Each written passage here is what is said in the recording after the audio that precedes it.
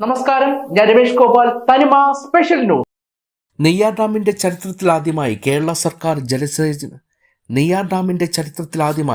സർക്കാർ ജലസേചന വകുപ്പും കള്ളിക്കാട് ഗ്രാമപഞ്ചായത്തും ചേർന്ന് സമ്മർ ഫെസ്റ്റ് 2026 കഴിഞ്ഞ ദിവസം മുതൽ 31 വരെ സംഘടിപ്പിച്ചിരിക്കുകയാണ്.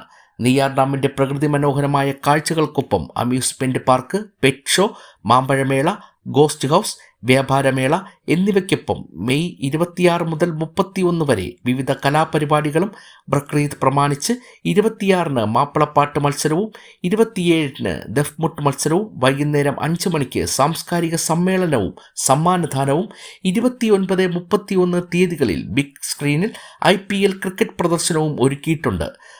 സമ്മർ ഫെസ്റ്റ് കഴിഞ്ഞ ദിവസം വൈകുന്നേരം പാറശാല മണ്ഡലത്തിന്റെ നിയുക്ത MLA CK ഹരീന്ദ്രൻ ഉദ്ഘാടനം ചെയ്തു.